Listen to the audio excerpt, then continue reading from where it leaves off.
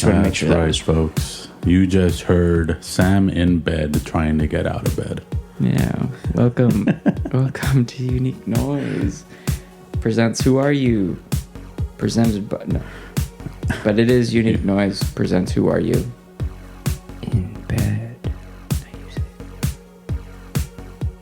In bed. There you go. Oops. Forgot to Where we interview you and get to know you on a deeper level. That's true. That's what we do.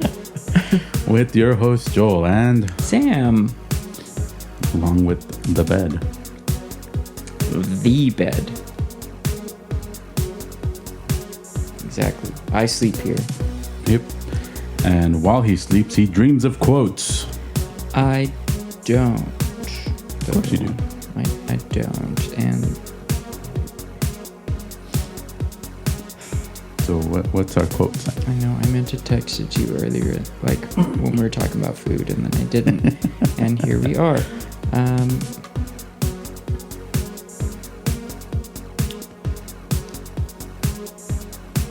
all right. It's okay, Sam. We can be awkward with our guests. They know us by now. It's not an awkward thing. It's an annoying thing.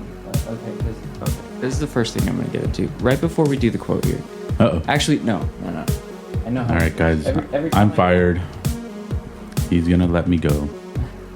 No, every time I try to interrupt our intro, it fucks up all the music. Our quote comes from Dwayne Johnson. Is that The Rock? Okay. Dr. Rock. And it goes, success isn't always about greatness. It's about consistency. Consistent hard work leads to success. This is a great quote for the show. Because we are sure consistent. We're as consistent as we can be. And then just the whole... I do try my best to do that, or at least live my life like that, where I'm like, I don't always feel like doing the stuff that I need to do, right? Or that I'm supposed to do, or whatever. But it's like, all right, well, if I can at least do something today that upholds that consistency, as opposed to, like, I don't really like talking about it because it makes me sound... Or it makes me sound, to me, in my head, like someone I'm not. Like, I'm not a gym rat, but I talk about working out. But my workout is more so for mental health than anything else. And then it's that consistency. So, like, keeping a routine and making sure that I'm taking care of myself and yada, yada, yada. Mm-hmm. So, and that I know... Well, I guess in terms of like success, though, it's like I'm not chasing anything specifically. So I guess I'm being successful at not being as depressed as I could be. Yeah. Which I would file under success. You're successfully not hitting rock bottom.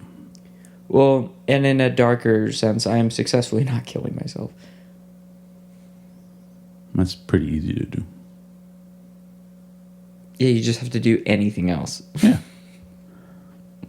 So, work out for a little bit.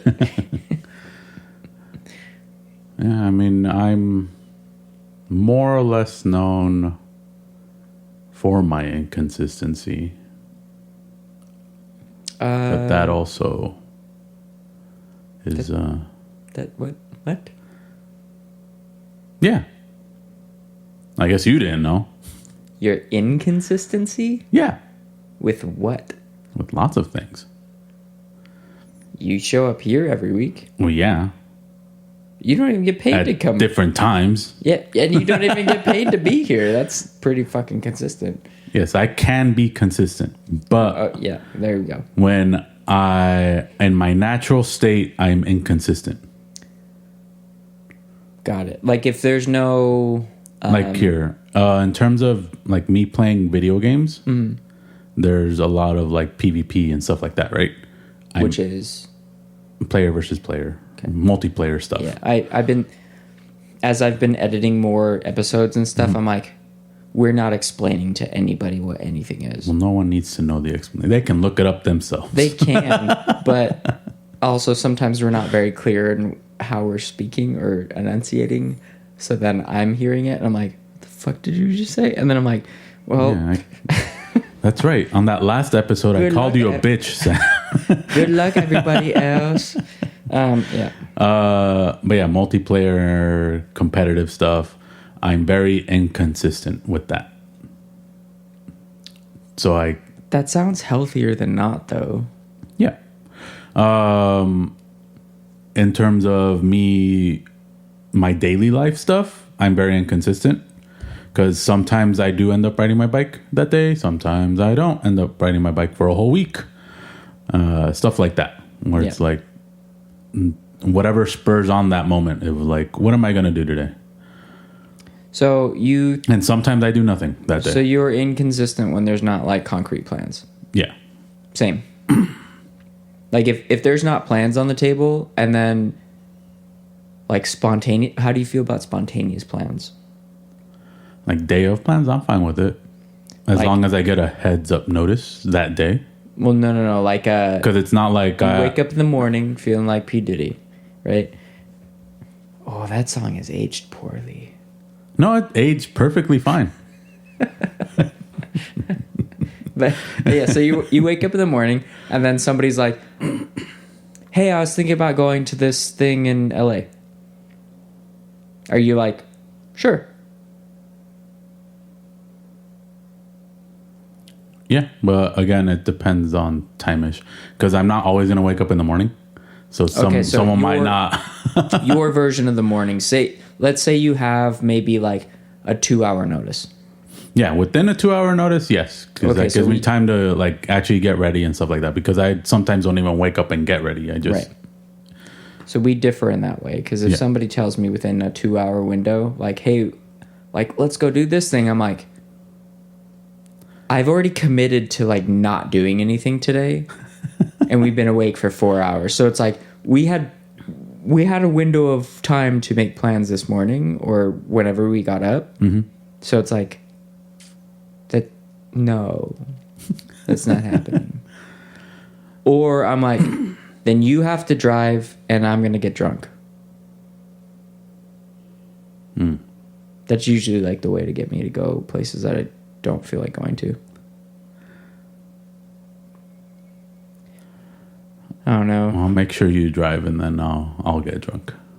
Yeah, no, actually, see, and like, I was debating on this on the way home today too, where I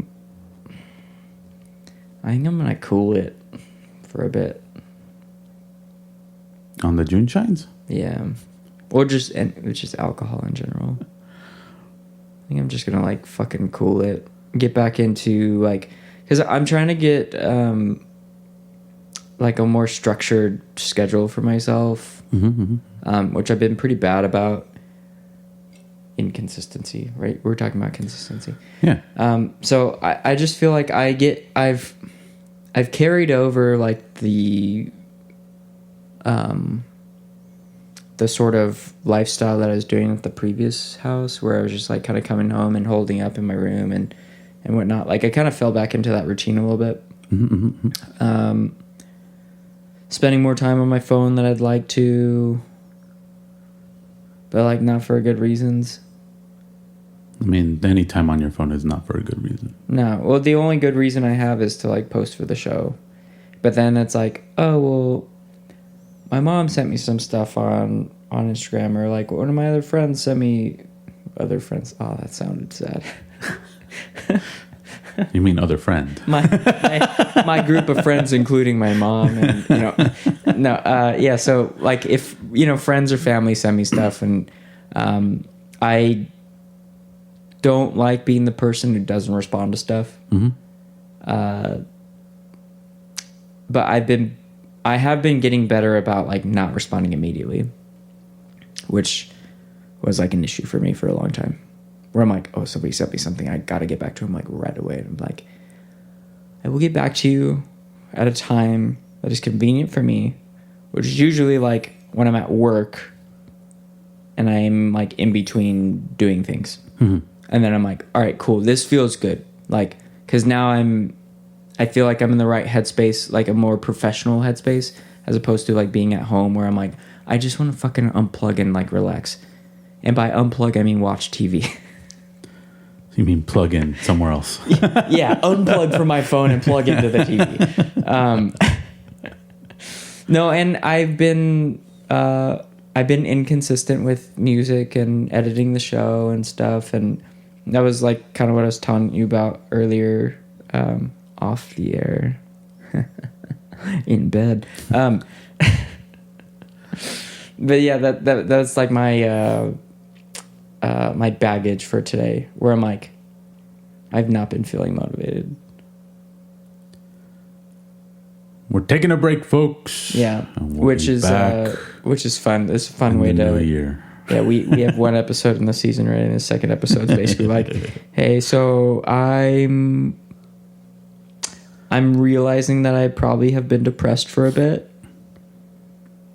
How long does it take you to notice it? Usually like when I'm coming out of it. Okay. So if you notice anything and like if you were seeing anything happening and you're like, hey, it'd be really helpful for me if you would bring it up. I'm not going to get mad about it. I might bring it up on the show, because I don't think I'll react the way I do normally, where I'm like, no, I'm fine. Like, blah, blah, blah. I will hear it for what it is. Because then I'm like, oh shit, we're live. Like, I can't like deny it. I'm like, if you're telling me like, hey, I think you've been depressed lately. So I'm noticing that now. And I think because I noticed the lack of motivation, I've been kind of retracing the last few months or so. And I'm like, oh. Okay, so that far back when I started saying like, why aren't we doing the music thing that you said you wanted to do? Yeah.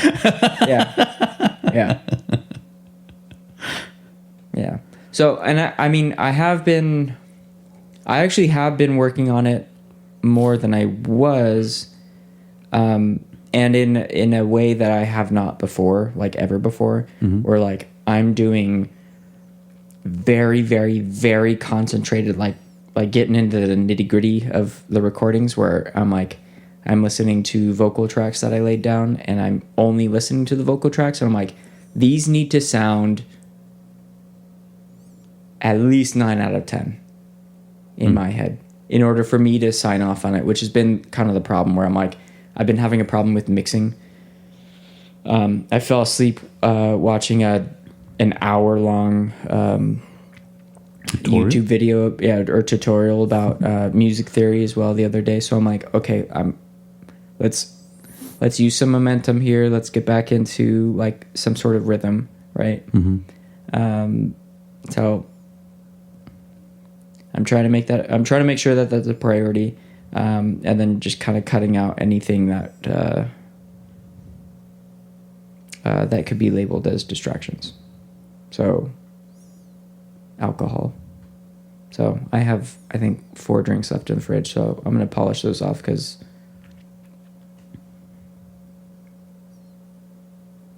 they're there, I guess. And then I'm just going to like stop buying them and replace them with seltzer waters, which is what I've done before in the past, which has been very effective for me. And then, yeah, I mean, like 90% of my phone's functionality doesn't work here, which is also something I avoided saying while we were talking about the quote. Okay. Because I was trying to look up the quote on my phone and it wasn't working.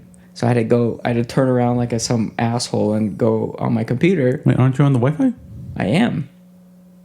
My phone like doesn't work here. I'm having the same problem that I had when I moved into my first apartment in Whittier. I don't remember if we've ever talked about that. I had AT&T when I moved into that place. My service was terrible.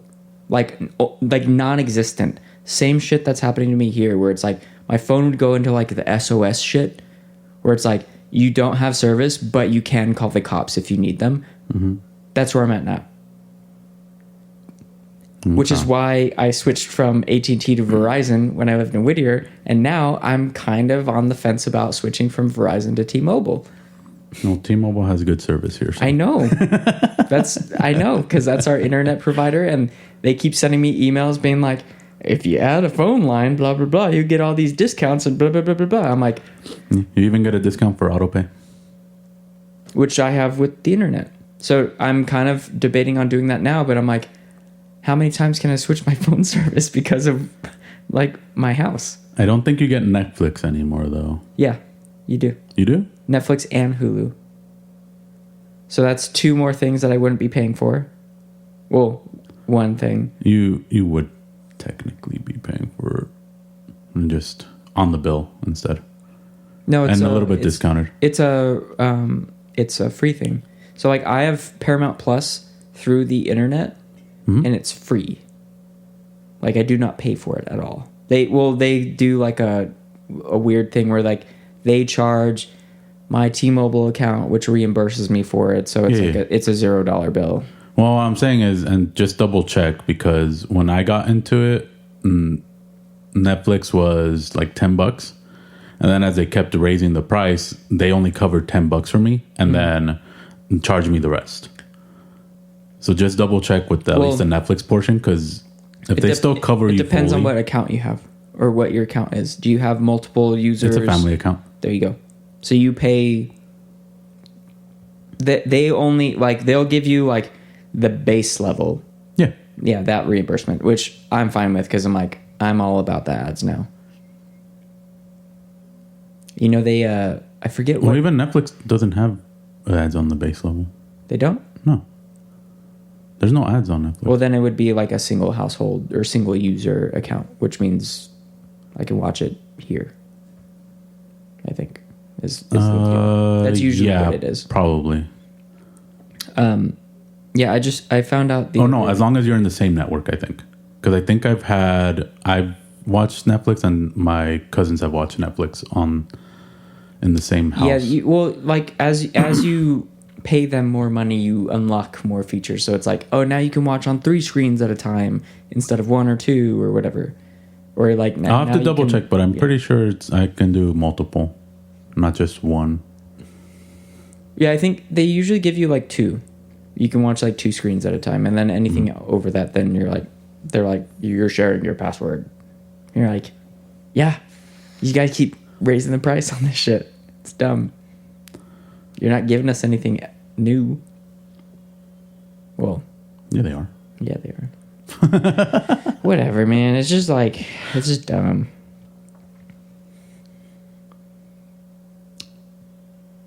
I've completely lost my original train of thought. Cell phone at the moment. Yeah. So yeah, maybe I'll move to T-Mobile. We'll see what happens, and then I can get a new phone.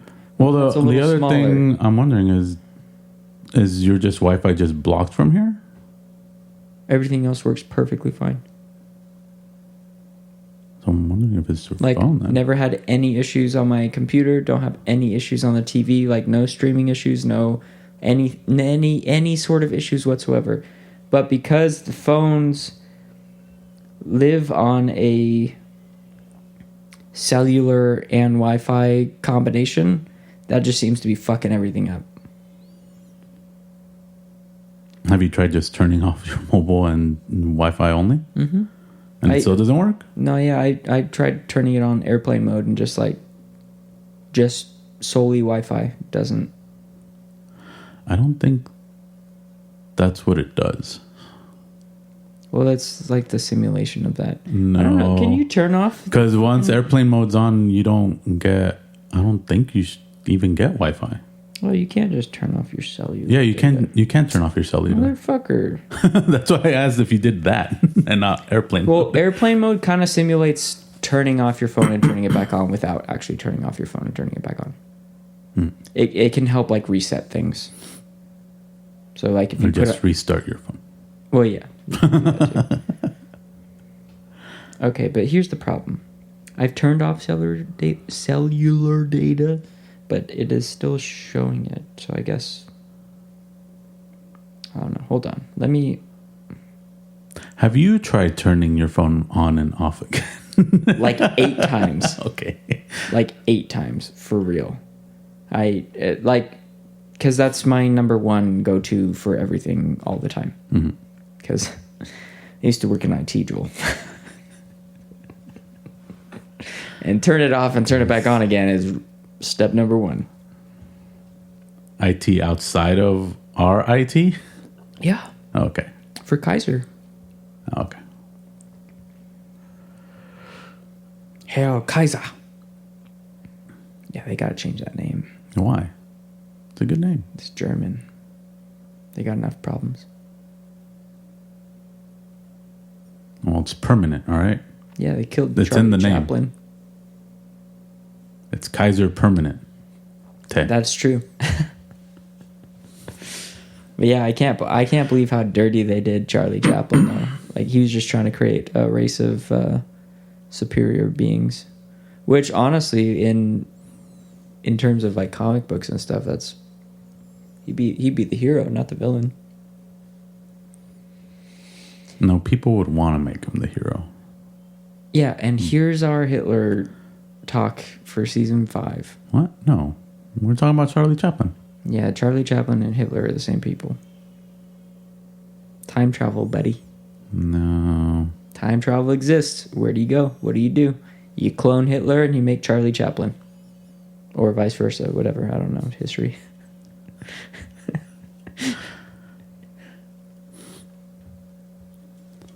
History is not your strong suit. Which is why we have the time machine. How else will we learn? Also, there's some new shirts. Noise. Are you wearing one? This one. Call. It's the logo. The Unique Noise logo, but it's been updated. Yeah, there's extra lines. You made a money symbol. Yeah, there's like cutout. There are more cutouts or whatever, but it's slightly more symmetrical. I'm gonna get some playing cards, and we'll silently play poker or go fish or something one of these times. Yeah, I just at the time of recording, I need to update the store. But at the time of the listeners listening, the store will have been updated, and there will be new merch with new logos. Like Who Are You? And Unique Noise and the Unique Noise logo. Everything got a facelift. We're all on Ozempic. Ozempic? The weight loss drug. Remember you stab yourself in the stomach, then you There's a weight loss drug? Dude, don't. Are you being for real right now? No, I've heard the word. I just didn't know what it was. Ozempic, Wegovy. I thought it was a disease. It treats a disease. The disease is fat. Actually, no. It treats... I think it's kind of like a dietary suppressant, but it's... dietary suppressant. What is it called? It's a GLP-1. Yeah, no, man. Fuck. I fucking... Okay. We're looking this up. No, I already hate that I brought it up now because it was supposed to be a joke, and now I'm like, all right, well, now we have to kind of talk about it because it's like a thing that's happening in society now, right?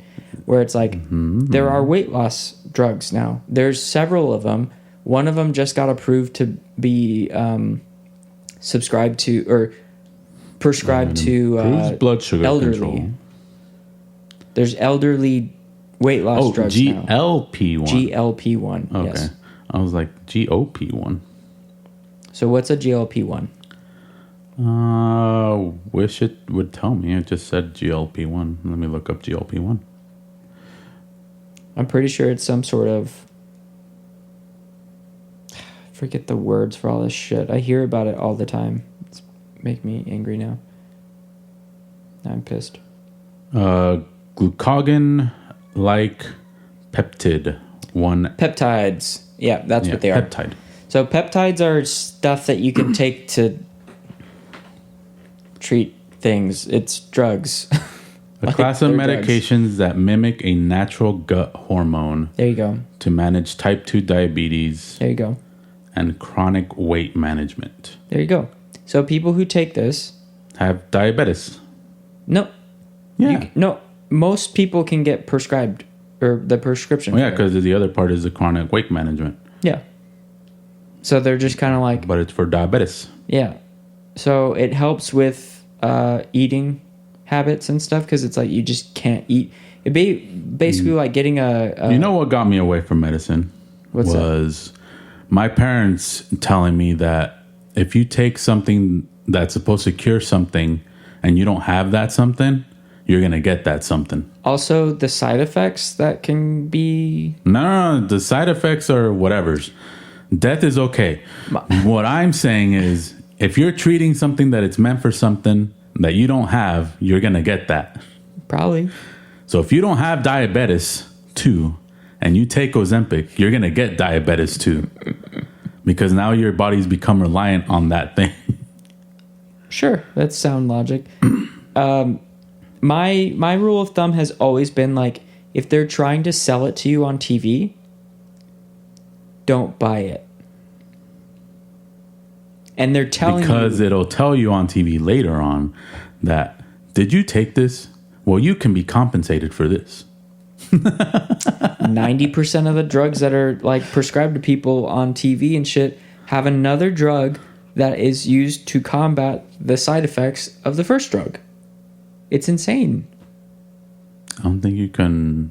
There's a cure for death. Not if you die. But if you're lucky and you survive and you just have like facial twitches and shit, they're like, oh, well, you can take this other drug now. That'll fix that thing. The facial twitches, you just take, what's that thing that goes in the needle to cure wrinkles? Fuck.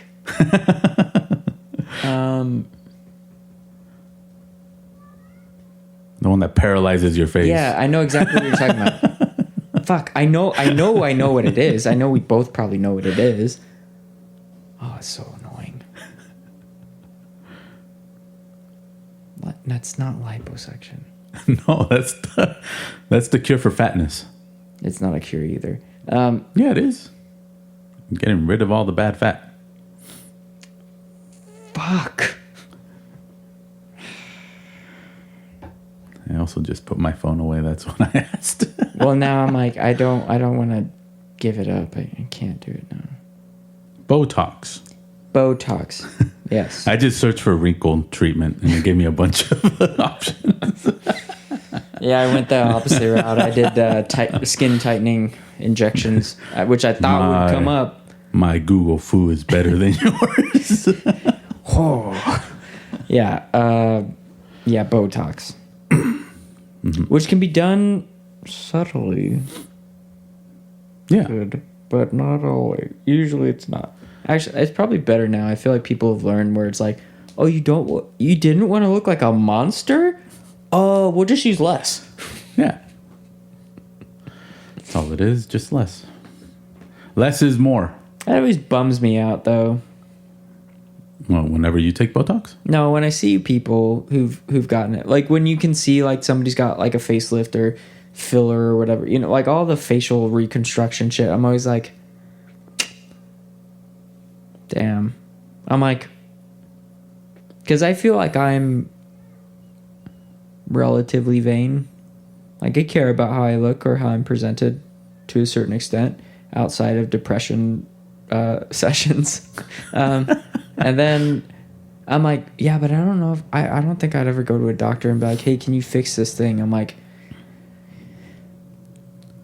I am who I am, and like I'm gonna get old like everybody else does. Like I don't think I'd ever, at least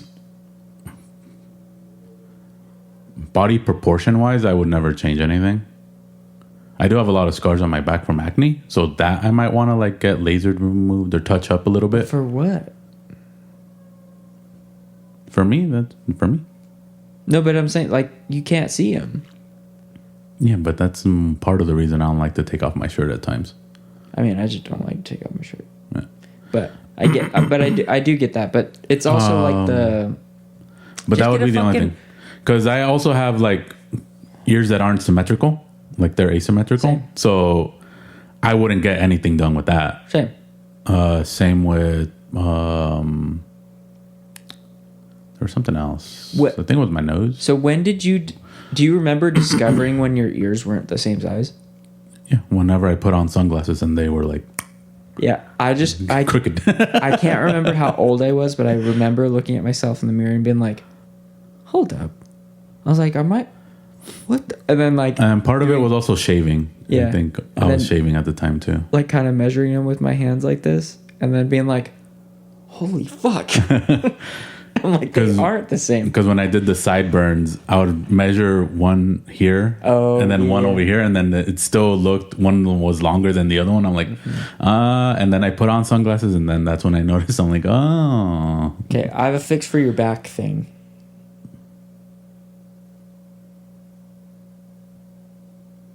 Your backs. I have a back solution for you. Just get a full tattoo on your back. No. I'll pay for it with the show's proceeds, and we'll get a giant unique noise. The $4 will not regret the moment for that. No, I'll dip into the emergency fund, and I will pay to get a giant Jolteon on your back. No. Hey. Nope. Don't be scared. It's fine. I'll do it. I'll draw it myself. Nope. It's gonna be like just a stick figure version of Jolteon with spikes on it. Yeah, the amount of space you're doing isn't a full back tattoo. No, it'll all be colored in yellow. It's fine. It's fine. But no, I already have a design for my back. Do you really?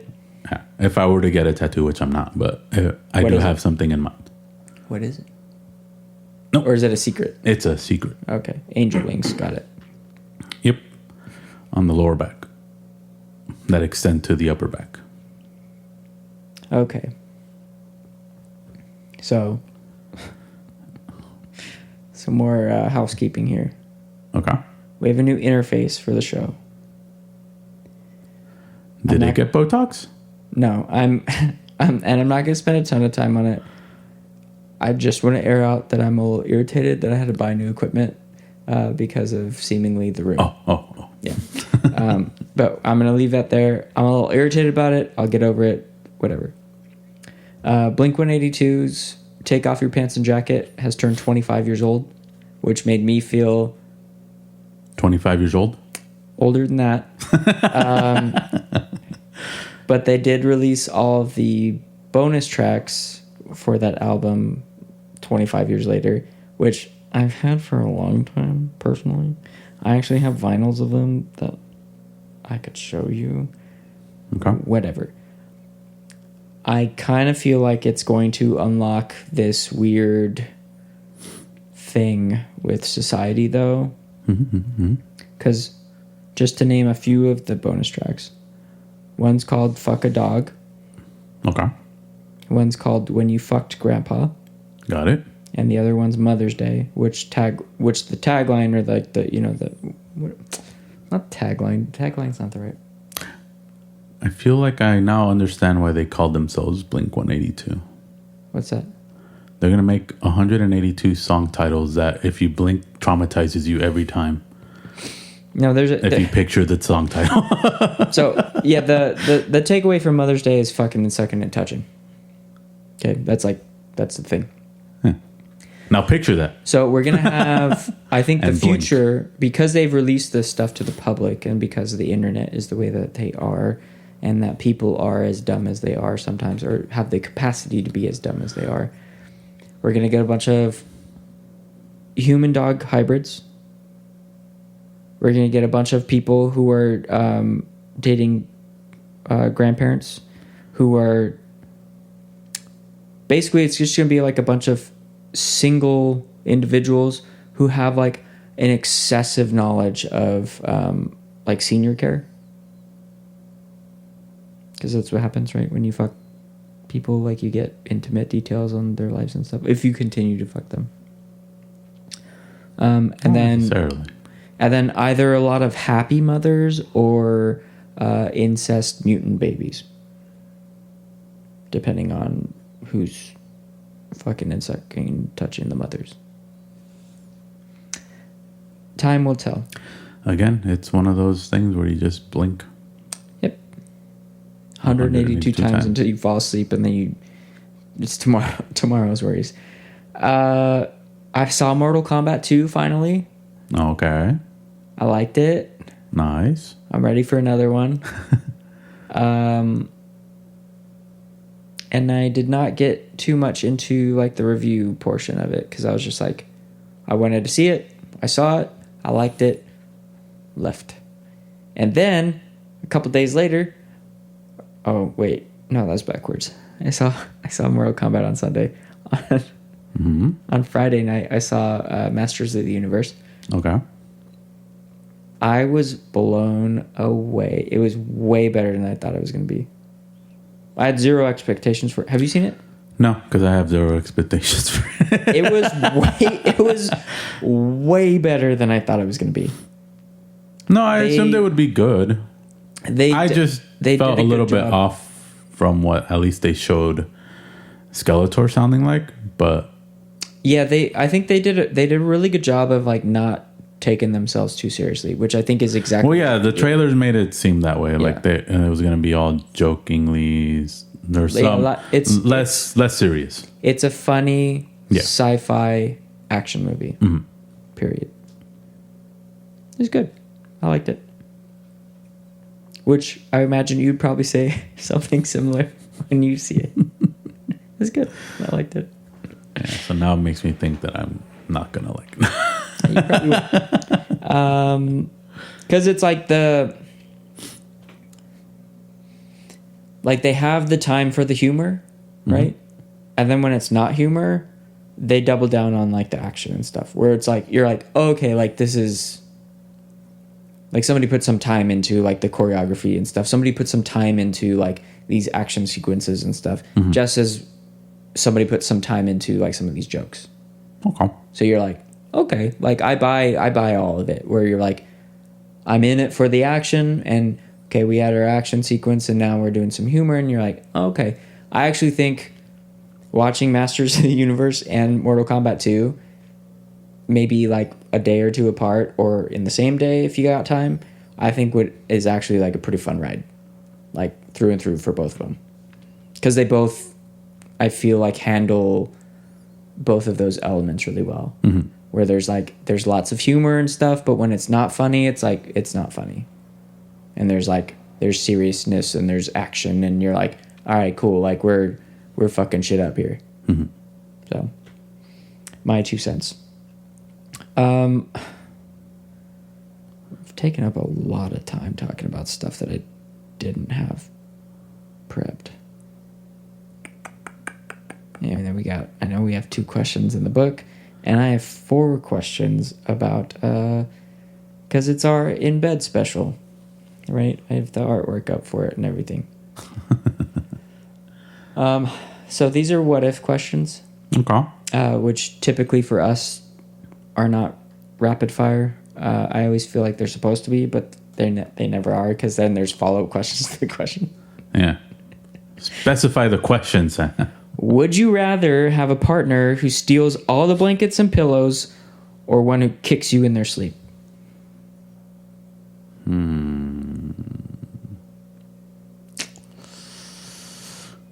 I'm fine with them taking all the pillows too? Blankets and pillows. I need my pillow. I'm fine with them taking the blankets. I'll fight for the pillow. So I'll probably be the one kicking. We'll go that way. Okay. Yeah, same. I could probably sleep without any blankets or pillows most nights. I typically run pretty hot, so I don't. If anything, they'll probably wake up with me hugging them around the pillow.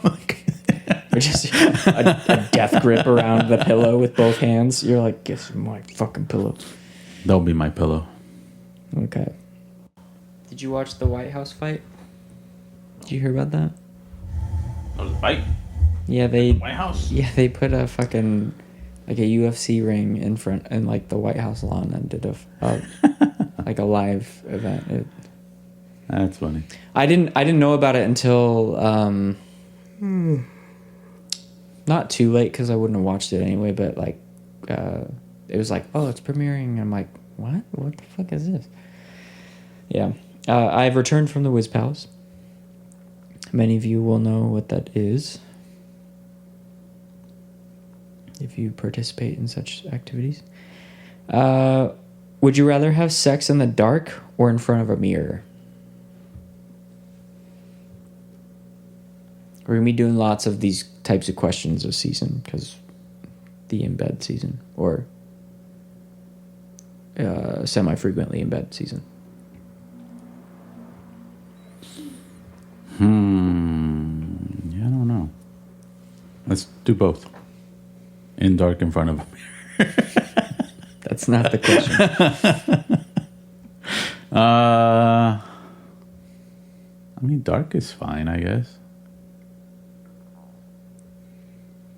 No, not be looking at myself or that's the like, because even if like in front of a mirror means I'm over here, my peripheral get sidetracked.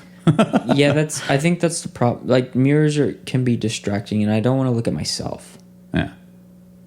Like I don't think any part of me wants to look at myself. Like I don't want to make eye contact with myself while I'm having sex with somebody. Yeah. But if there was a way to position the mirror where I could only see like a different angle of the person that I was having sex with, I'd be 100% okay with that. But with the caveat of like, well, then it would also have to be angled in a way where they can't see themselves either, because then this is the same problem for somebody else. So I guess in a room of mirrors. Yeah, no, I guess yeah, you have to place like 6 different mirrors, and yeah, no. So yeah, dark. I guess dark is fine. That's normal. You just turn the lights off and pretend nothing's happening, and then like, who's crying? You're crying.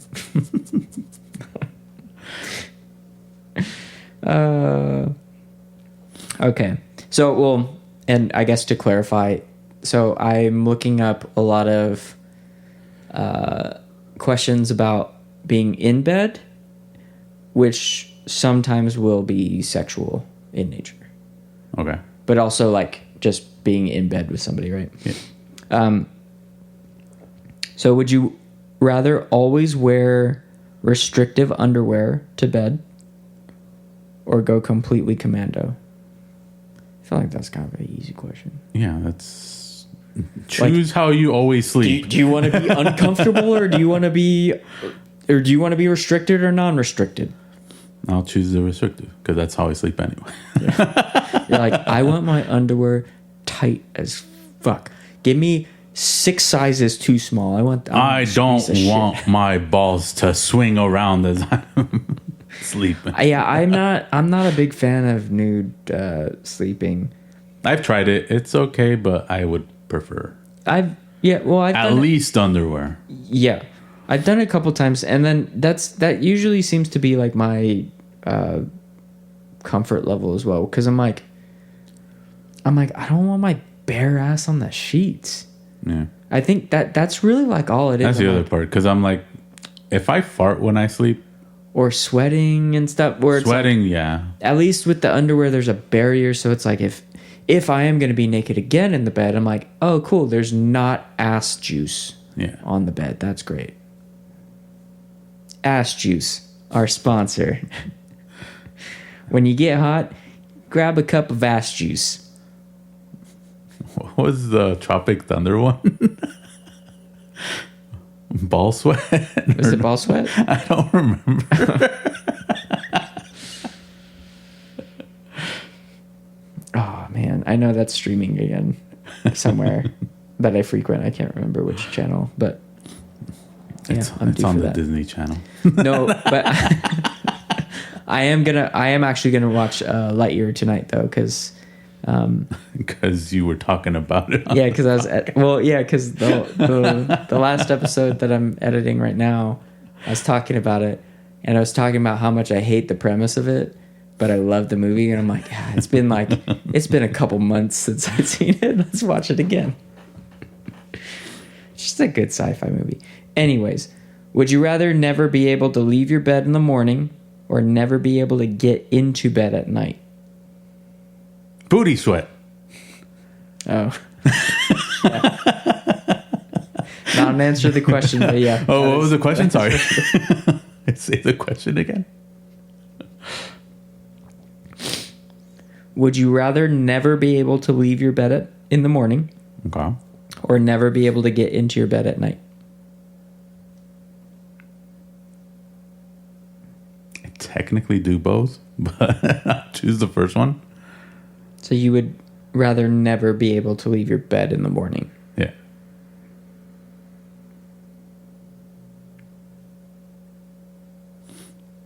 Morning counts all the way till noon, right? Or is it morning until a certain? I guess technically, yeah. If you want to get technical about it, afternoon is noon. Yeah. Yeah. Yeah. I actually would because technically I normally do that. Well, not as often anymore because now it's around. I'll get out of bed at like 9 or 10, but I used to get out of bed at like noon. See, and I thought you were going to go the other route, being a night owl in Seoul. Yeah, but I still go to bed at night. Because when does morning start? I guess with those same rules, it would be after midnight. Okay. So would you rather be stuck in bed from midnight to noon or not be able to get into bed from noon to midnight? No, actually, no. Night starts at like 5. Yeah, that's all I'm saying. Like, this is a confusing question. Yeah. So I guess where does morning end? Or where does morning start? Because we have to get the morning start. Would it also be 5? So 5 to noon is morning. Let's say that. And then 5 p.m., 5 a.m. is the start of morning or evening. I think that's fair. Okay. And anybody else who thinks otherwise, fight me in the comments. And then afternoon would be from noon to 5. Evening is 5 to midnight, and night would be midnight to 5. Yeah. If I did not have a traditional job where like I have to sleep between midnight and 5, I would rather not be able to get into bed from midnight to 5. Because I feel like that's when I start. Like that's where like all of the anxiety of the day is catching up with me. I'm like, I really should work on something. I should do something right now. Mm-hmm. And then I don't because I'm like, well, I have to sleep. So if I don't sleep, I'm going to be dead tomorrow and then I can't do anything. And it's like, yeah, no, this is procrastination at its worst. Yeah. So like I said, for me, technically, it works out to be same-ish. Because I'm already sleeping like from like 2 or 3 a.m. Or that's when I'm getting in bed. Is 2 to 3 a.m. Yeah. Sleep, I'll probably end up sleeping from 3, starting at 3 or 4. So you just stay up an extra hour. Yeah. Yeah. And then I'm getting up at like 9 a.m. So even like then I would get a little bit more sleep if I'm waking up or getting out of bed by noon. Right. Okay. Opposites. Solar opposites. Or something. Yeah. What's the last one? That was the last one. Oh, that was? Yep. That was 4? Yep. Oh. We did a good job. Now we have 2 more questions that you get to do. Hooray. I know you like doing shit. I don't. I just like talking and supporting the main host. That's me. I'm the main host. Let's see. First question. Mm-hmm. What? Oh, well, not what. Right. Are we writing? We're not here? writing. So say. Yeah, say. I guess I want to talk about a time. There we go. Talk about a time when your work felt real, necessary, and satisfying to you, whether the work was paid or unpaid, professional or domestic, physical or mental. There was definitely a period of time at our last job together that I felt like I was providing a positive, or helping to provide a positive work environment. And I did get a lot of,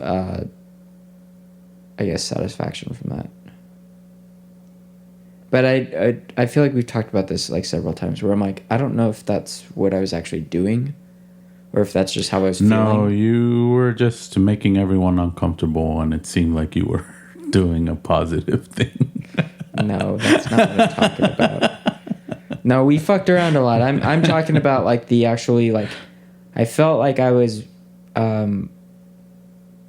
the employee advocate for a while, where I was actually listening to people's shit going on in their professional and personal lives and helping in whatever way that I could. And I felt like I was doing a good job because people were continually talking to me about stuff. And not quitting. That too. I feel like the retention rate at that company was atrocious before, and I felt like I was not individually but I was helping with keeping that retention rate and building a better structure for that. And then outside of that, anytime that I work on, anytime I finish editing an episode of the podcast before the night before, I feel pretty good about that. And then I wonder why. yeah, and then with music and stuff, anytime where I can listen back to something and it makes me go, oh damn, or just some sort of feeling. I'd say that goosebumps feeling, but not actual goosebumps, but just kind of that, oh, this matters, or this means something, or whatever. Nice. For me, real, necessary, and satisfying.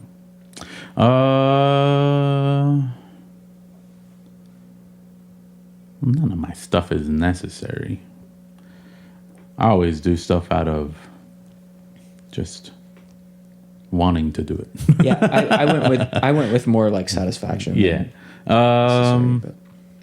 I would say my work in volunteering. Volunteer work always feels good.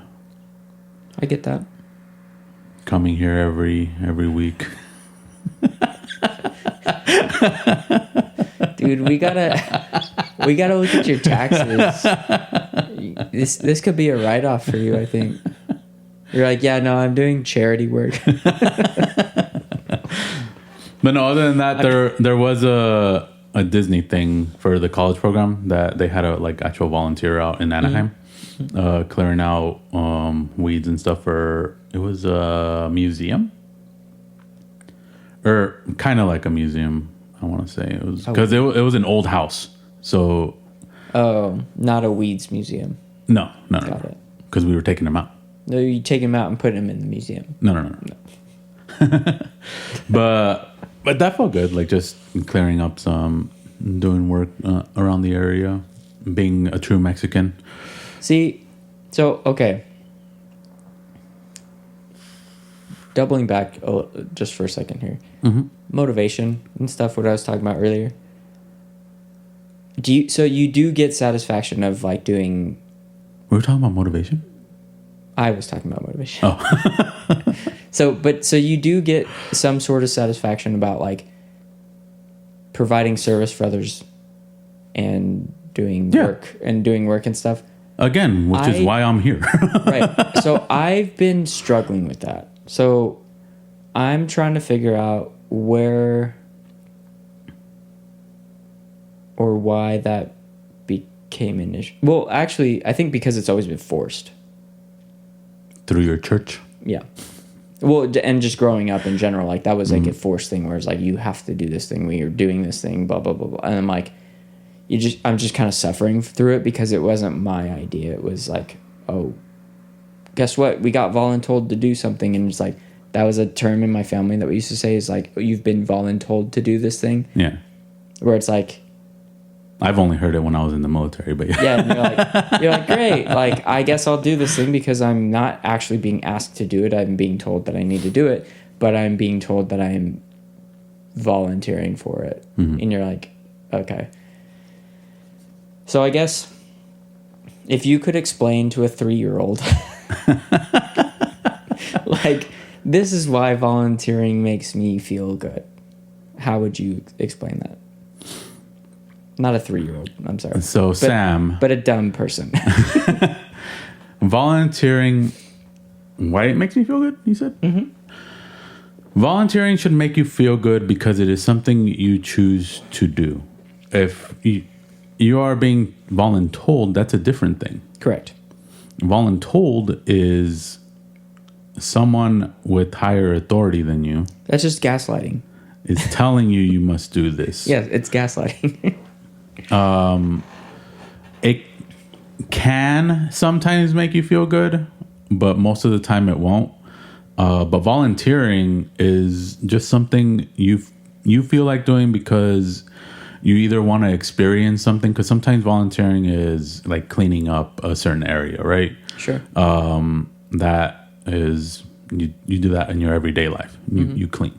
But sometimes volunteering is helping out with certain stuff like yard work. Not a lot of people do yard work, so it's like you might learn a new machine and stuff like that. Yeah.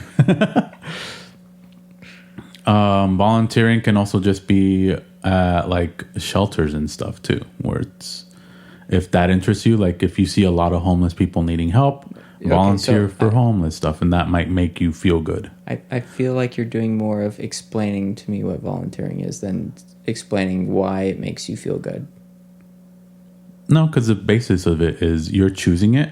So find out what you want to help out with, because there's a lot of volunteering for everything, right? Mm-hmm. A lot of it, most of the time, at least here, would be like homeless stuff. Sure. So if you see the need for helping out someone in need, then you're going out of your way to make sure someone else is happy. That is what makes me happy. So why does it make you happy though? Like, what about that action or what about that service makes you happy? Okay. So I'm trying to break it down to like, it's like on a personal level for you. Like, well, that's the thing. Like for me, it's not going to be for you. No. That's why I'm breaking it down for you. Like you have to pick in your head what's important to you. No, I'm trying to understand like the gratification. I'm breaking it down for you, but you're trying to tell me to say why it makes me happy, so you can break it down. No, I want to understand it on a specific level, not because like I can understand a feeling that you have from doing something by you telling me how you feel about it, but not necessarily like because I understand if I was doing something on my own or on my own accord that I felt good about, I would feel good about doing it. Yeah, that's all it is. Yeah, but because my experience with service and volunteering has always been, in my opinion, like more forced than not. Mm-hmm. I don't know. I guess I don't really understand it in that way, because I was thinking about that. Oh, you know what? I also did volunteering for like what's it? I forget the term for it, but it's when you're sorting canned food. You're just sorting canned food for like to bring out to like shelters and stuff. Oh, like the but you're in a warehouse and canned food drive thing. Yeah. Whatever. Yeah. So I did that too. So what compelled you to do those things though? Is that just like you felt in your heart, in your soul, like, hey, I have some free time. This would be helpful to other people. So I'm going to do that. And then you're like, oh, this feels nice. So for me, it was more of a social aspect. Okay. Just because, like I said, I tend to gravitate towards big groups. I may not talk, but I tend to gravitate towards them. So this is something that's very unrelated to what you would do because you don't like people. Okay, hold on. I think I love most people. No. There's a short list of people that I really don't like, but I do love and you tolerate. No. It has nothing to do with other people. It's all me. Yeah, you don't like. No, I don't like being in situations where I don't know what to do and I don't know what's going on. So strangers and public and crowds and stuff are littered with that stuff where I'm like, I don't know what's going on. I don't know what to do. Yeah. And going to a volunteer group, you don't know what to do. You know? No, but I feel like that might be different though because there's tasks, right? Where it's like somebody's in charge. I need you to do this, or I need 3 people to do this. I need 3 people to do that. Whatever the process is, and then it's like, all right, cool, yeah, no, like you need me to do this thing, I'll get it done. Yeah, but you'll be focused on the task and not actually communicating. That's not true either. You will be talking. I will talk to if I have something to do with my hands and like I can automate that in any sort of way where I'm like, okay, I understand, like, okay, these cans go over here, these cans go over here, like 1 can for this bag, 1 can for that bag, whatever. If there is like a structure to the work, then I won't shut up. Because I'm going to start getting bored because I'm like, okay, I understand the process and what we're doing here. So now it's like, so what are you in here for? Because that's the other part of volunteering, and it's more of a selfish part, but it's still a good selfish, I would say, is you're looking to network. And because I went into the Disney College program as like a business major, that was part of my mentality, is like, oh, this is a place where networking can happen. Yeah, networking, connections. Yeah. Well, because like I guess for in defense of myself, like even when I was in the psych ward in the hospital, you were networking in there. I made friends because there was automation. There was this is what time you get up, and it's like, and if you don't want to get up and participate in stuff, then you don't have to. Like I was on a 72-hour hold, so they were basically like. You were voluntold to be there. They were basically like, you can do whatever you want, but here's all the stuff that's going on, and here are the times that they're happening, and here's the meals and stuff.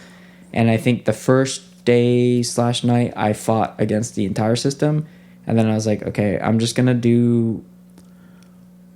follow the program until like I get out, basically, right?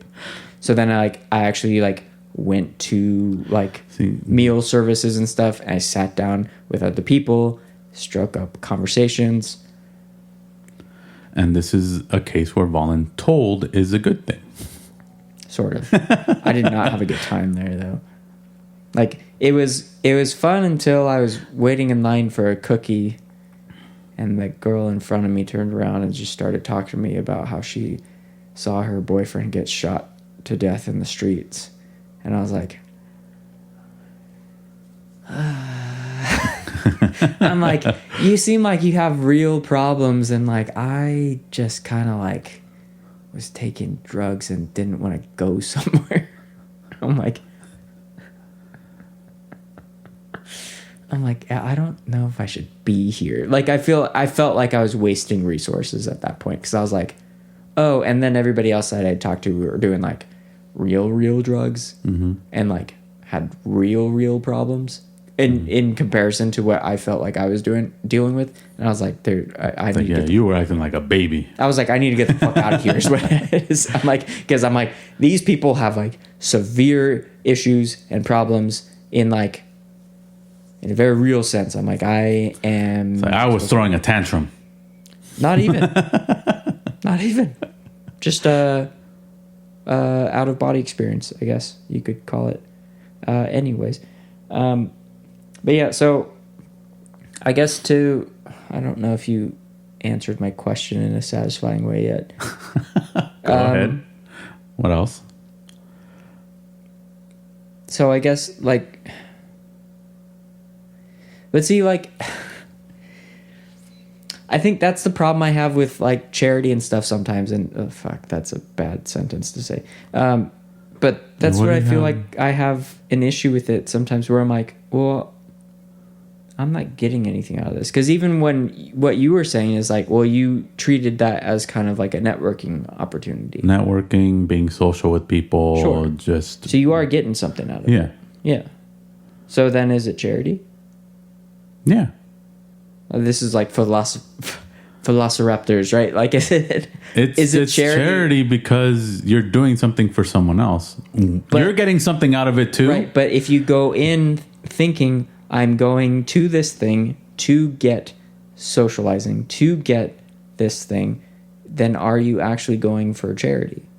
If you're going into a situation knowing that you're going to get something out of it. So you're going there for your benefit, but someone else is benefiting from it. So you're being charitable. You're not going there to do charity. Well, wait, no. You're not going there. Yeah. You're doing charity, but you are not what's the word? I had it in my head and then it didn't come out right. Because it didn't come out at all. Was your reason for going there is not charity, but what you're doing is charity. But that's what I mean. So then, if you're going, some other people's can be oh, I'm gonna do charity and that's what I'm there to do. Right. They probably won't talk. They probably won't. Well, no, they'll get the benefit of talking. I guess, but they won't talk much. They won't try to network. They won't. The purpose is what's the main reason that you're there for? Because in either case, there's a byproduct, right? So it's the main reason I'm here is because these people need food, for example, right? So I'm going to facilitate them getting food. That is why I'm here. While I'm doing that, oh, this is nice. There's other people here. We're having a good time. Yeah. Socializing, right? So there's that scenario. And the other scenario is I want to socialize. Where's a good place to do that? Oh, this place. So then it's cool. I'm checking off my socializing checklist, and then the byproduct is charity. The byproduct is charity. But that's what I'm saying. So either way is a win-win, and it's a win-win scenario. So I'm not saying that in either way there's any loss at all. I'm simply saying, is it charity if charity is not the main focus? Yes, it is. Well, I guess for some reason it feels like it takes away the because the reason you're there is not the thing you're doing. It should be. No, right? Shouldn't that be the main the main reason you go there? Is I want to help people who need help. Should that not be the driving force behind all that? No, that should be the end goal, right? End goal, even if it's not for you, end goal. The end goal for that specific event is charity. That is what's happening. I guess why you're there doesn't have to coincide with what's going on, as long as you're helping out with that. I get what you're saying. I think I fall somewhere in the middle of those two scenarios there, where I'm because I guess if the charity really wanted to just get the job done, they'd be all right, we've set up cubicles for 50 people or 50 volunteers. Mm-hmm. You're going to work by yourself, and you're going to do this thing. You have one task. As opposed to hey, this is an opportunity to come together as a community and to help other people in the community who need the help. Yeah, again, and that's the other thing, is it's also a community. It should be a communal thing. Well, it should be, right? Which is again why I volunteered when I was in Anaheim, because I was in Anaheim. Got it. Yeah, I don't know what's wrong with me. I don't know. I somewhat see, but again, it's what's that word that I learned? Pessimistic. It's the Yeah. pessimistic side of you. Yeah. That's just like there has to be something I can nitpick at this to like tear it down. Oh, no, not even that. I think it's baggage, is what it is. Is where like I have like a lifetime of experiences of doing stuff that I didn't want to do, Yeah. and that I was like, whether I was being like physically forced to do them or not, like I did not have a voice. What the word we're using is you were voluntold to be part of a community. I also didn't have a voice in a lot of the stuff that I was like, oh, this is what we're doing now. I'm like, okay, I guess like you and I are. Like, yeah, and when me and this person that I'm no longer with anymore, it's like, well, we're together, so I guess we're gonna do everything that you say, right? And not talking about anyone specific. That happened on many occasions, and I feel like that has a lot to do more with my personality than not. But where it's like, oh yeah, like I'm path of least resistance, right? Where it's like, oh, I want to do this thing. I'm like, yep, let's do that, because now you're getting what you want. I don't really have to think about anything else, and it's like, and I'm okay with just doing something because you want to do that. But then the problem is, it's like when it's always that way, or when people get accustomed to doing that, then I'm like, I'm like, so I don't get to do anything that I want to do anymore. I'm like, this is a problem. Were you the yes, let's do this type of person? It was more of like, because even when like you were asking me about spontaneous stuff, I do say no that sometimes because I'm like, I did have something planned, or you know what, I would like to stay here today, kind of thing. I do majority of the time go along with it, but I know like no, where it's like, well, I mean, even if it's like planned out, like let's say it's not spontaneous and it's like I get asked like a week in advance, do I want to do this? I look at the calendar, I'm like, am I gonna be doing anything that day? Do I want to go and do this? Sure. I'll say no if I don't want to do it. I won't be forced to say yes because I'm like, I say yes most of the time, so I'm okay with saying no this time. Right, which is where I feel like I'm at now. Like we've canceled the show more times than we could probably say, like, or or sessions of the show, right? Yeah. Where it's like we've canceled recordings. Yeah, rescheduled recordings. That's a better way to say that. Like we've always rescheduled. So, and I've canceled on other people before, or declined other people before, because I think like when I was living out in Whittier, especially, like I was reaching out to like way more people than I had ever had in like years. Because I was separated at the time, and I was trying to like kind of reconnect with people in like in a more real way, where I was like, oh well, not that I needed permission to like hang out with people or do things, but part of me always kind of felt like I was like, oh well, I need to check in to make sure that, because it was just like all the default free time was just like, oh, we're gonna be together. That, and I don't know if that was ever really talked about, or if I don't think that was like an unspoken rule, but it was kind of like an unspoken rule, or it felt like that to me. So I was like, oh well, so and so wants to hang out. I'm like, or I could just stay home where all my shit's at and have the night that I thought I was gonna have already. So I'm like, not gonna go. So then after I was separated, I started reaching out to a bunch of people, and then the worst thing in the world happened to me, which was like people were reaching back out to me and asking if I would come hang out or go do something, and I'm like, I can't go. Like I can't. I'm like, I don't know how to show up. I don't know how to show up to things socially, especially when it's like, oh hey, we're gonna be here, blah blah blah blah, and like X, Y, and Z are gonna be here, and I'm like, I don't know how to do that anymore. I don't know how to show up to a casual thing anymore. It doesn't work for me. Practice. Stresses me the fuck out. is what it does. That's what practice is for. And then my anxiety cripples me, and then I cancel on them. The first couple of times is going to be like that. Yeah. And you just get used to it. It's the numbness of you doing it every time. Yeah.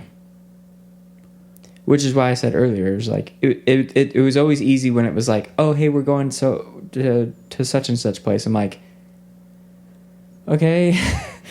And then we show up and I'm like, and I was actually just talking about it earlier today about our show. Mm-hmm. Where it's like, I forget what the question, hold on, I will tell you what the question is actually. It's not that far. Huh? There's another question. We still have one more question over here. The question that was asked to me and my answer.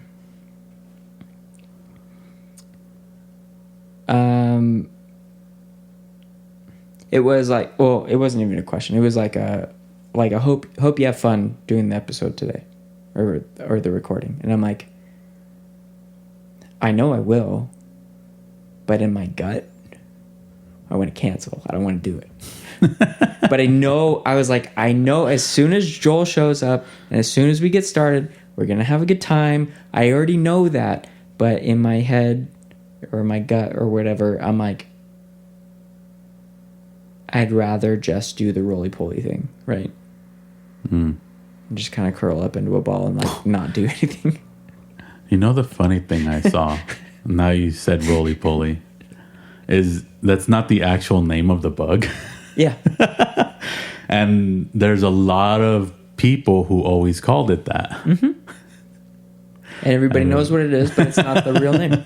Yeah. So it's like, how did that happen? Is the question. I just think it's a cute nickname that stuck. Right, but who came up with it? Does it matter? And how did it get around with no internet? We were talking about this in the episode that I was our part 2 season finale, right? Oh, when I left? No. Or was it? No, okay. We were talking about the 67 trend, or whatever. Where I think it got brought up at one point, and you're like, "Oh, it's from like a song or something," and I was like, "That's fucking dumb." Like, where it's like, oh, hey, like this became a thing because somebody thought it was funny or somebody thought it whatever about it and told it to somebody and they thought it was funny. So they tell 2 other people and they tell 2 other people and they tell other 2 people. And now you got this pyramid of a fucking joke that's like based off of almost nothing. That spread through social media. Right, but that's the only interwebs. The only difference between those 2 things is time. Where it's quicker through social media than it is through word of mouth, but word of mouth still works the same way. Word of mouth is what social media is. It's just quicker because somebody in New York can see it at the same time as somebody in California. Yeah, but I called it roly-poly just out of what it did. Yeah, but I'm sure that somebody told you it was a roly-poly before you said it. It was not like an independent thought. Like nobody, I feel like very, very few people have like independent thought in that way, where it's like, oh, it's coincidentally what everybody calls it. Like a belly button. It's not a button. You're not supposed to push it, and most people don't like it when you push it. I mean, it is a button if you have an Audi. Right. But again, button is probably not the right word for it because most people don't like it when you do that. Unless you're the Pillsbury Doughboy. Yeah, I was like, the Pillsbury Doughboy likes it. I don't know if he likes it or if it's torture. We'll see. I think when they press it, it's just forced air. Yeah. Please stop. This causes me so much pain. Okay, let's do our question. All right. That was a very long tangent. And also, charity. Let's find one. To exploit the show. I mean, it's too late for that. It is too late for Cat Fox, but that's could have done that's that. fine. We don't have a large enough audience for people to know that we fucked that up. All right. Second question. Mm-hmm. Describe a moment when your work felt perfectly aligned with your values, why are such moments rare or common?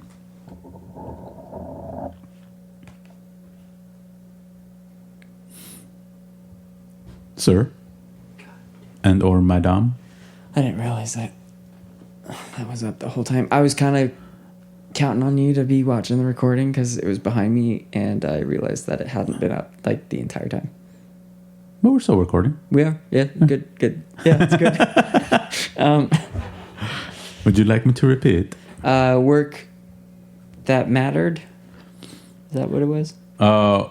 Describe a moment when you felt your work perfectly aligned with your values. Oh, okay. Why are such moments rare or common?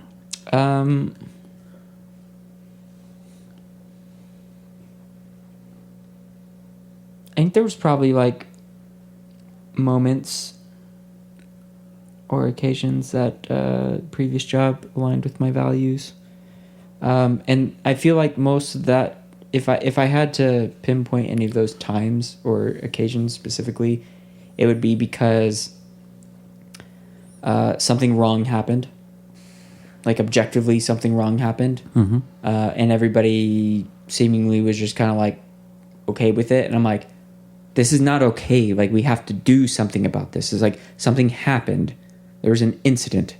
There's something wrong going on. Like, you know, like somebody's being appropriate with employees. Like, we have to do something about this. It's fine. That was the problem.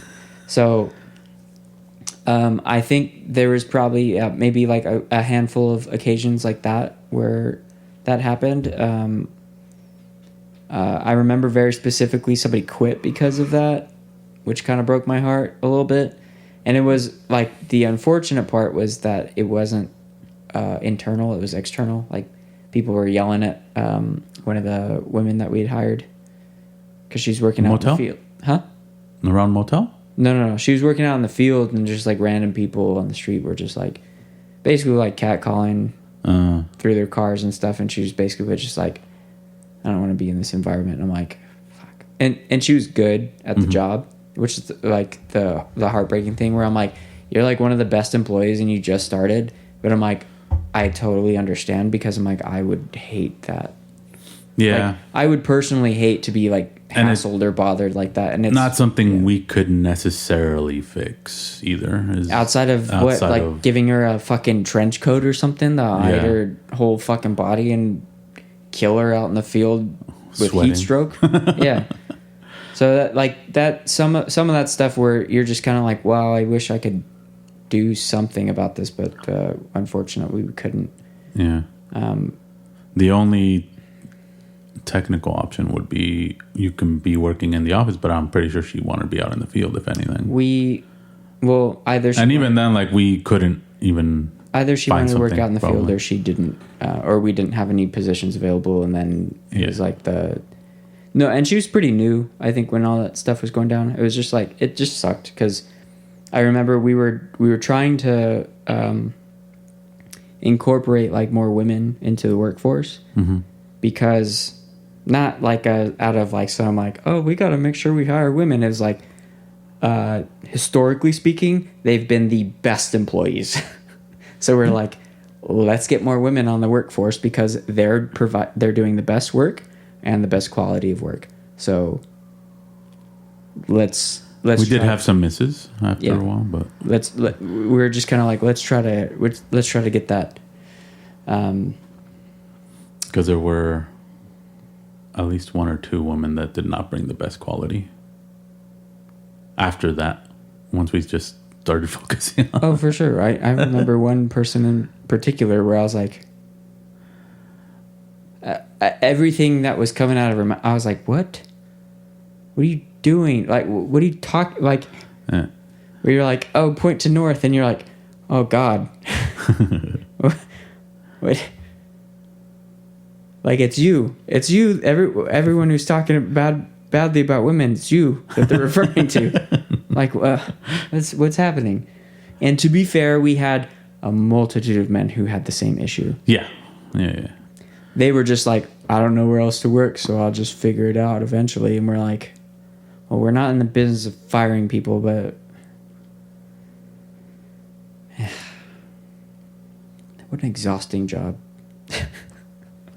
Very. Time to get Bert back on. Right? Yeah, no, now I'm like, all right, cool. We have a setup. I can start reaching back out to some of our OGs, original guests. Yep.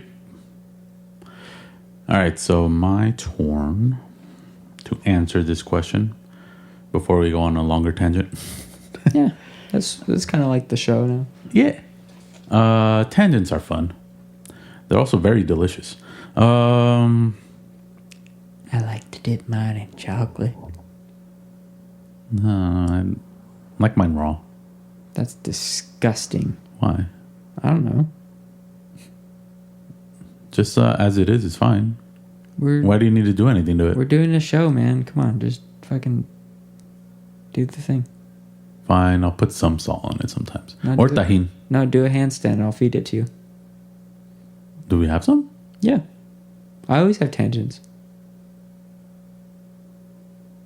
This is a tangent right now. Let's see.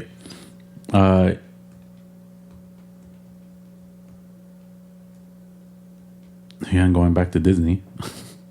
They are very strict-ish with their rules. Mm-hmm.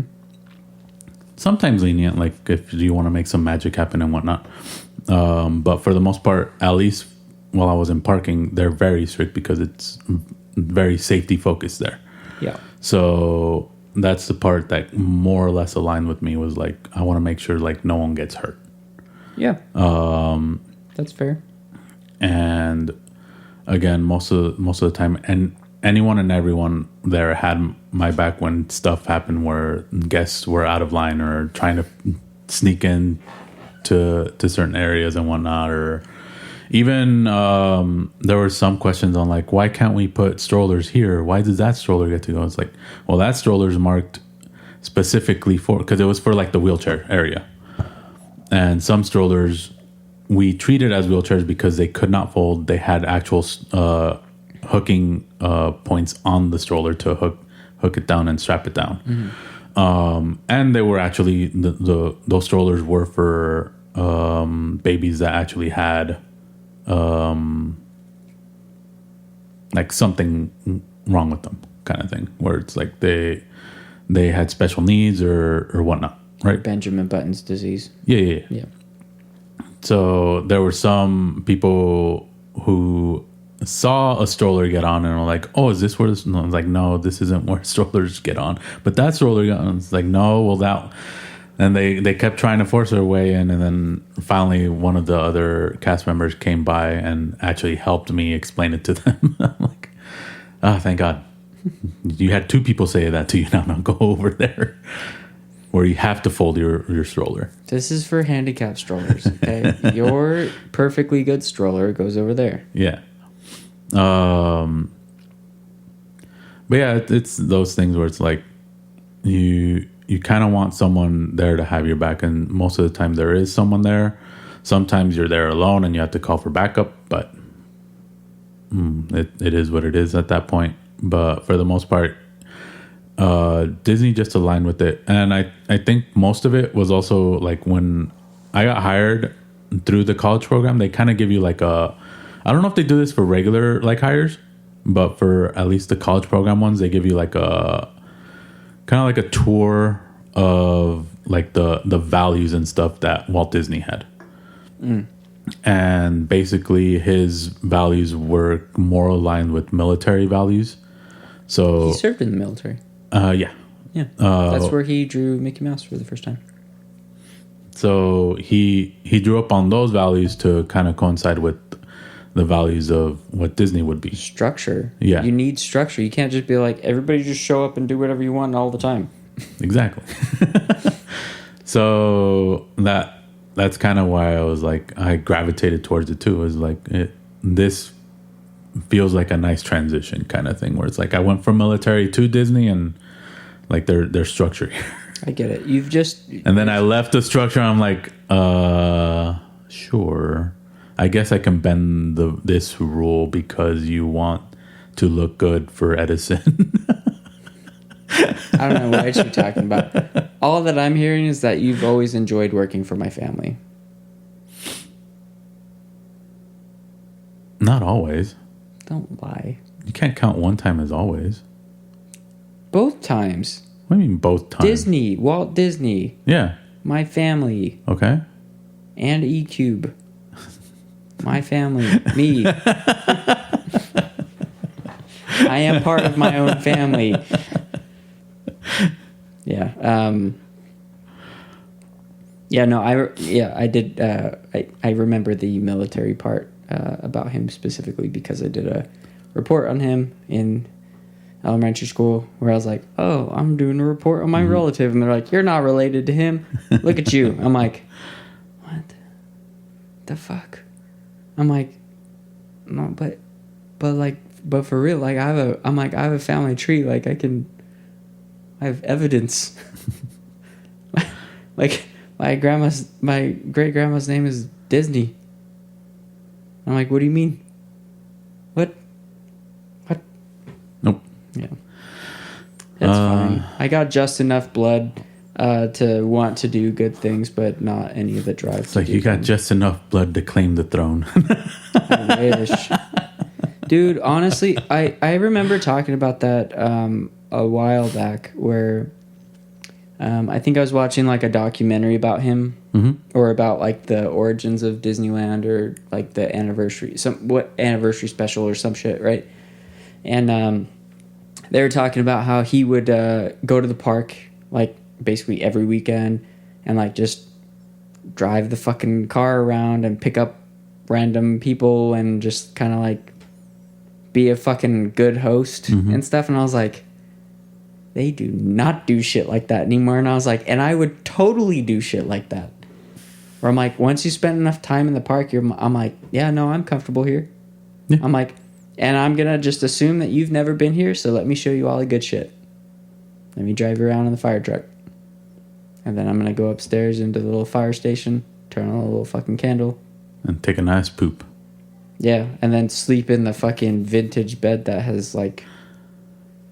Man, the dust in that place is probably... Ugh. No, they clean it. Ugh. I could taste it. They give tours. They clean it. Do they still give tours in there? Oh, I didn't think they let anybody in there. I think... I forget who gets them. It could be those VIPs. VIPs or and cast members also get them. Got it. But that's what I mean. Like, not public, though. Yeah, not public tours, no. Or if, like, they're doing some sort of filming for, like, television or some sort of behind-the-scenes thing, they'll show people. But yeah, they clean that What's area. that room above Pirates of the Caribbean called again? You know what I'm talking about, right? Yeah, I went in there. It's nice. That's where I want to sleep because It's part of the hotels, I think, right? Because you can stay there. Not normal people. Not normal people. Yeah. You have to pay for it, but you can stay there because those are rooms and like those are nice rooms too. So like that's always been kind of like a Disney dream as well. Can you smell the water from Pirates of the Caribbean in those rooms though, or in that room? I don't remember. Fuck. I want to say no. Fuck. Maybe. Just tell me you can. Sure. Oh, that's great. That's my dream. I love the way that fucking flume smells, dude. Oh my god. There's something about fake water smell that smells so good. That's you know what I'm talking about, right? Stagnant water smell. No, but it's because it's not real water. There's stuff in it. That's why it smells that way. There's chlorine. It's not chlorine. Man, I bought a candle that smelled exactly like that once. I was like, holy shit. Yeah, no. That would be, that's the dream. And then getting out onto the balcony and be like, get off my lawn, you kids. To all the people waiting in line. And they're like, what? It's just a joke for me. It's not for them. You get kicked out because you're being a nuisance. No, I'm paying to stay there already. You can still get kicked out. Oh, fuck that. I'll say it in an accent. I'll go out as Jack Sparrow. Get off my lawn. Twist your hair enough to where it looks like dreads. Yeah, exactly. There you go. I just won't wash it for like 6 months and keep twisting it and get real dreads. I could do that. Should I do dreads for this season, do you think? No, I don't need that. I don't need that smell in my life. Especially in bed. I don't need my smell in that life. Like that smell does not sound good to me.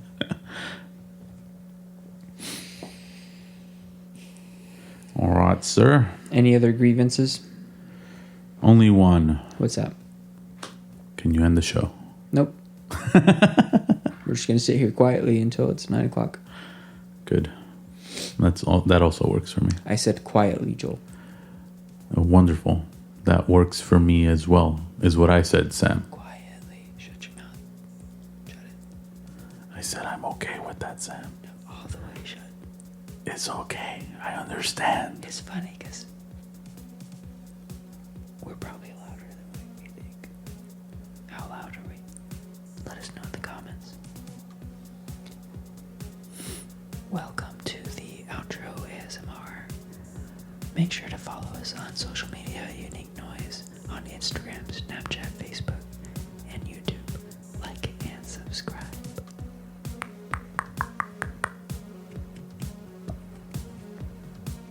Leave a comment, let us know your thoughts on the quote, or any other suggestions we have. Joel, would you like to do some ASMR on the mic real quick? Maybe pick up that can and just flick the little tab on it. Bye. We're not done yet. Just pick up the can real quick and just do like a little like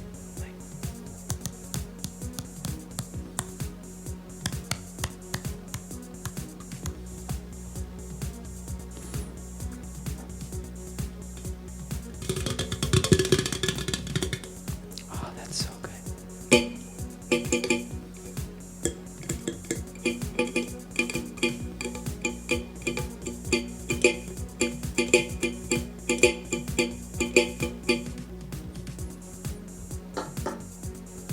This will probably be our #1 episode, and I don't even care if there's a bunch of perverts jacking off to the shit that we do.